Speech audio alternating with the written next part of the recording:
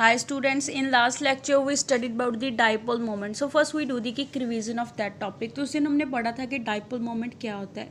कहता है वहाँ से हम क्या करते हैं, डिग्री ऑफ पोलैरिटी को मेयर कर लेते हैं. जैसे कहता है कई केसेस में क्या होता है, जो पोलर मॉलिक्यूल्स हैं, पोलर मॉलिक्यूल के अंदर जो सेंटर है नेगेटिव चार्ज का वो कोइंसाइड नहीं करता सेंटर ऑफ पॉजिटिव चार्ज के साथ. ऐसे मॉलिक्यूल्स के बीच में क्या होती है, दो इक्वल एंड ऑपोजिट चार्जेस वो क्या होते हैं, किसी डिस्टेंस के साथ आपस में क्या होंगे, सेपरेट होंगे एंड उनके ऊपर क्या आ जाता है, इलेक्ट्रिक डाइपोल आ जाता है. जैसे हमने एग्जांपल लेके एक्सप्लेन करा था हाइड्रोजन क्लोराइड की. कहता है जो हाइड्रोजन क्लोराइड है वो किस तरह बिहेव करता है, डाइपोल की तरह बिहेव करता है. कहता है बिकॉज दोनों में क्या होती है, चार्ज सेपरेशन होती है. चार्ज सेपरेशन होने के कारण वो दोनों क्या करेंगे, वो दोनों के बीच में क्या आ जाती है, पोलैरिटी आ जाती है. एज ए रिजल्ट कहता है वहाँ से एक नई टर्म इंट्रोड्यूस हुई है जिसको हम क्या बोलते हैं, डाइपोल मोमेंट बोलते हैं.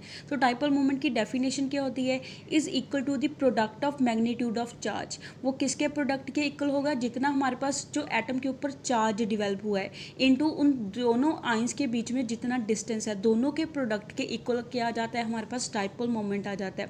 जैसे डाइपोल मोमेंट किसके इक्वल आ जाएगा, charge into distance of separation के क्या आ जाएगा, इक्वल आ जाएगा. एंड ऐसे हमारे पास जो चार्ज की यूनिट है वो क्या होती है, डिबाई उसकी यूनिट होती है. उसको हम डिबाई की टर्म्स में क्या करते हैं, मेजर करते हैं. नेक्स्ट हमने पढ़ा था कि जो डाइपोल मोमेंट है वो क्या है, एक वेक्टर क्वांटिटी है जिसको हम किसके साथ रिप्रेजेंट करते हैं, एक स्मॉल एरो के साथ उसको रिप्रेजेंट करेंगे. जिसकी टेल है वो किस तरफ को होगी, पॉजिटिव आइन की तरफ होगी. एंड जो हेड है एरो का वो किस तरफ को होता है, नेगेटिव आइन की तरफ को उसका क्या होगा, हेड होगा. एंड इसको हमने एग्जाम्पल लेके एक्सप्लेन करा था डाई एटॉमिक मॉलिक्यूल के केस में.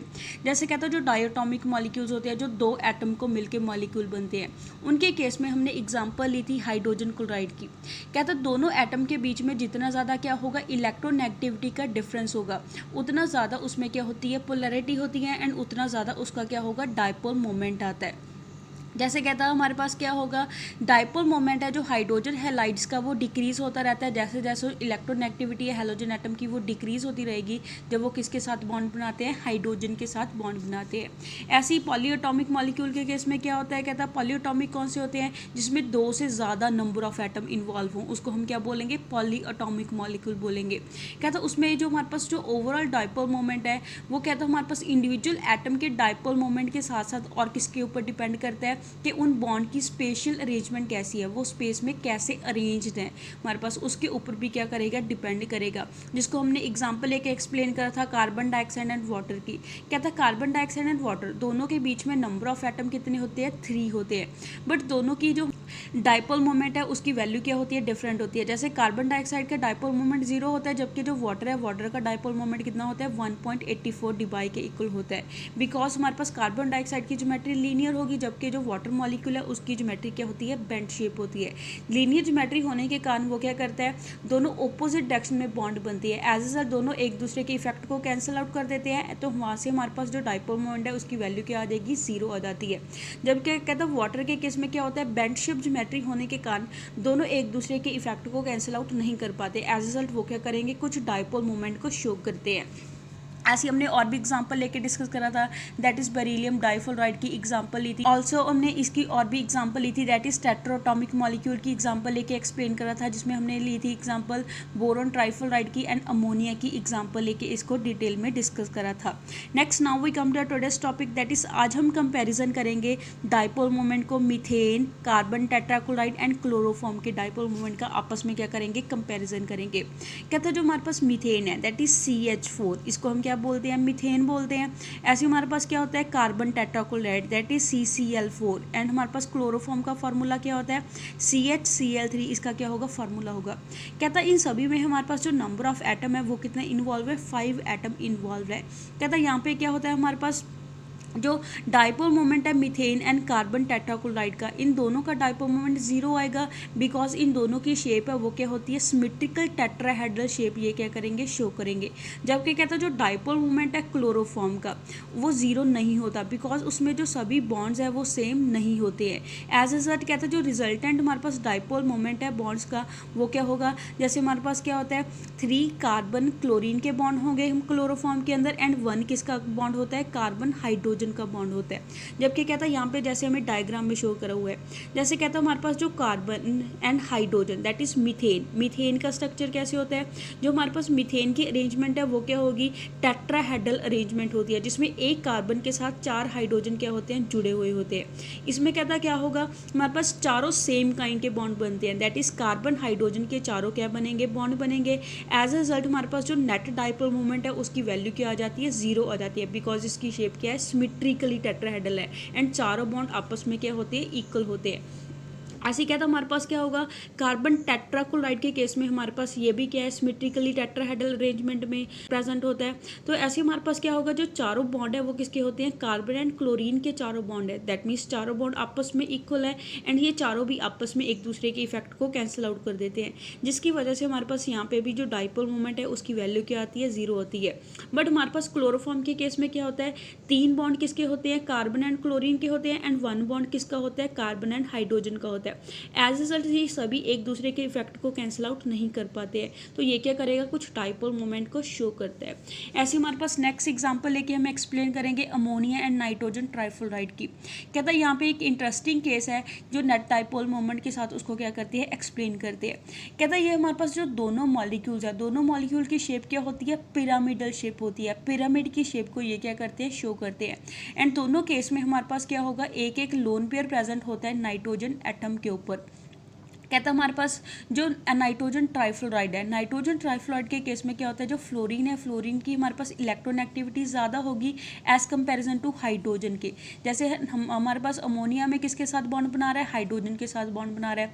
ऐसी नाइट्रोजन ट्राइफ्लोराइड के केस में ये फ्लोरीन के साथ बॉन्ड बना रहा है। कहता है जो फ्लोरीन है, फ्लोरीन की इलेक्ट्रोनेगेटिविटी ज़्यादा होती है हाइड्रोजन के कंपेरेटिवली, जिसके कारण कहता है जो नाइट्रोजन फ्लोरीन का बॉन्ड है वो ज़्यादा पोलर होगा as comparison to nitrogen hydrogen के बॉन्ड के कंपैरेटिवली, बिकॉज कहता है फ्लोरीन की इलेक्ट्रोनेगेटिविटी ज़्यादा होने के कारण ये शेड पेयर को अपनी तरफ को ज़्यादा अट्रैक्ट करेगा, बट हाइड्रोजन की हमारे पास जो इलेक्ट्रोनेगेटिविटी है वो ज़्यादा नहीं होती है, जिसके कारण जो हमारे पास जो पोलैरिटी है, चार्ज सेपरेशन है वो ज़्यादा नहीं होगी। कॉन्सिक्वेंटली जो रिजल्टेंट डाइपोल मोमेंट है हमारे पास नाइट्रोजन ट्राइफ्लोराइड के केस में उसकी वैल्यू ज़्यादा आती है एज कंपैरिजन टू अमोनिया के।